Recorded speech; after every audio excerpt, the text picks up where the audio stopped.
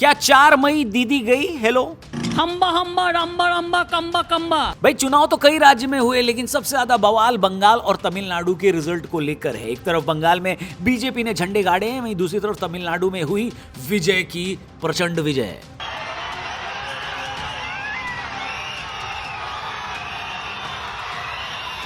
दोस्तों कुछ दिन पहले ममता बनर्जी एक रैली में बोल रही थी कि गुलशन में फूल खिलेंगे, अगर रही टीएमसी तो फिर मिलेंगे। राहे गुलशन तो फूल खिलेंगे, और जो फूल खिलेंगे और रहा तृणमूल तो फिर मिलेंगे। तो ताजा समाचार ये है कि गुलशन में फूल खिल चुके हैं और वोटर्स बीजेपी से मिल चुके हैं। First reaction has come out following the massive win in West Bengal against the incumbent TMC government. The lotus has bloomed in West Bengal is what the PM has said. The 2026 West Bengal Assembly elections will be remembered forever. चलिए result के बारे में discuss कर लेते हैं। कल सुबह इस पर डिटेल में वीडियो आएगी, लेकिन फिलहाल इस वीडियो में थोड़ी बात करते हैं।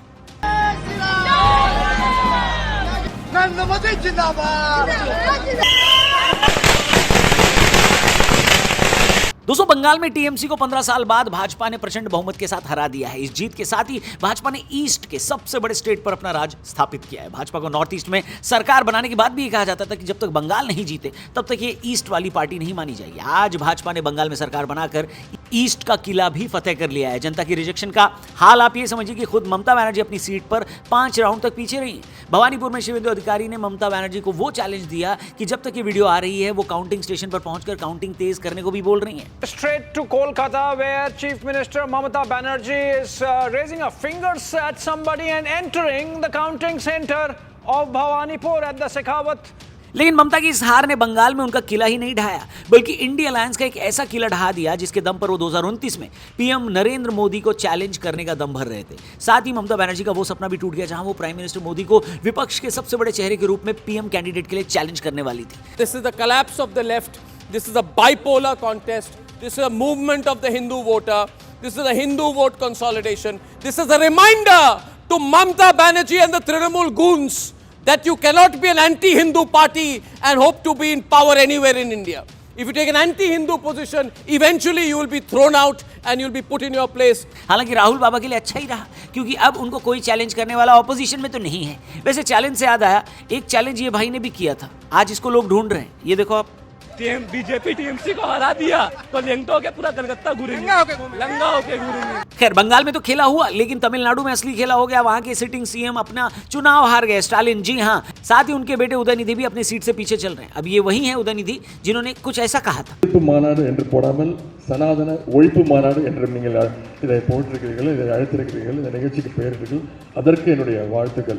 जी हाँ, सनातन को खत्म करते करते स्टेट से उनकी पार्टी ही इरेडिकेट कर दी जनता ने। हालांकि इसके बाद आंध्र प्रदेश के डिप्टी सीएम पवन कल्याण ने इसका जवाब देते हुए क्या बोला था वो भी देखते हैं। If anyone tries to wipe out Sanatana Dharma, let me tell you, from the feet of Lord Balaji, you will be wiped out. AIADMK ने एग्जिट पोल्स की एक्सपेक्टेशन के हिसाब से 70 से 76 सीटों के आसपास वो दिख रहे हैं। लेकिन तमिलनाडु की बड़ी कहानी ये नहीं है दोस्तों। सबसे बड़ी कहानी ये है कि अपने पहले ही चुनाव में 100 सीटों से ज्यादा पर लीड करने वाली सुपरस्टार विजय की टीवी के एक ऐसे स्टेट में जहां सालों तक डीएमके और AIADMK का सिक्का चलता था, यही दोनों सत्ता की धुरी हुआ करते थे, उनके बीच में अपने पहले ही चुनाव में विजय ने किंग मेकर बनकर दिखाया। विजय ने उन सभी सीटों पर डीएमके का वोट काटा है जहां पर वो पिछली बार जीते थे। विजय की इस ग्राउंड कवर को बड़े से बड़े पॉलिटिशियन लोग भी नहीं पकड़ पाते। विजय अब जिसके साथ जाएंगे सरकार उसी की बनेगी। Prime Minister Modi says congratulations to TVK on their impressive, spectacular performance. The centre will leave no stone unturned in furthering the progress of Tamil Nadu and the well-being of the people.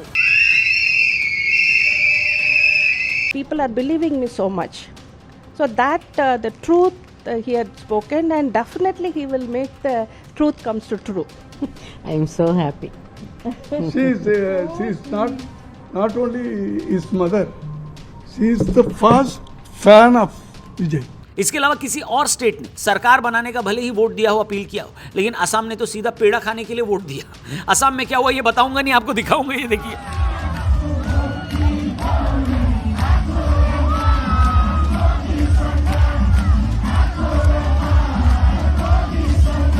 Bhajpa ने एक बार फिर यहां कांग्रेस को पूरी तरह से डिसिमेट करते हुए सरकार बनाई है।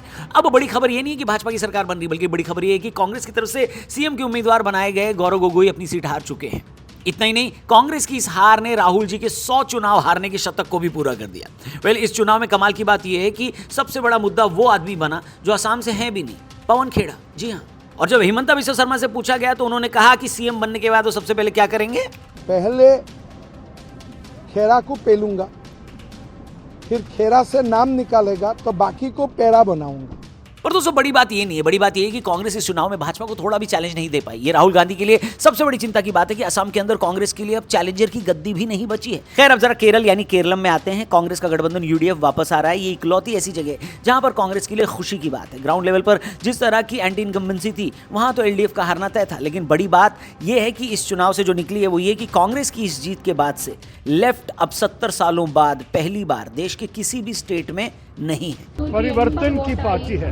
हम चाहते हैं कि 10 साल के इतनी बुरी तरह की राजनीति चले हैं इस सरकार की तरफ से कि इसको एक बदलाना और मेरे ख्याल में नए तरीके की राजनीति ले आना बड़ी जरूरी है। यानी left is no more left. UDF की जीत सबसे पहले ये साबित करेगी कि केरल का ट्रेडिशनल एंटी इनकम्बेंसी का स्वभाव अभी भी जीवित है। 2021 में एलडीएफ की लगातार दूसरी जीत ने धारणा बना दी थी कि केरलम का हर 5 साल में सरकार बदलने का रिवाज खत्म हो गया। यूडीएफ की वापसी ये साफ कर देगी कि 2021 एक एक्सेप्शन था। केरल का वोटर अभी भी लंबे समय तक एक ही आइडियोलॉजी को झेलने के मूड में नहीं है। What exit polls had projected, people of Kerala have gifted a decisive victory to Congress-led UDF. It's a moment of excitement, exuberance, pride.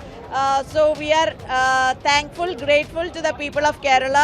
ये जीत राहुल गांधी के लीडरशिप और कांग्रेस की जमीन पर पकड़ को भी मजबूती से साबित करेगी, एटलीस्ट वहां पर। हालांकि ये बात कांग्रेसी ज्यादा कहते नजर आएंगे, बाकी लोग नहीं। दूसरी बड़ी बात ये साबित होगी कि एलडीएफ का कैप्टन मॉडल यानी पिनराई विजयन का सेंट्रल लीडरशिप अब वोटर्स को अट्रैक्ट नहीं कर रहा।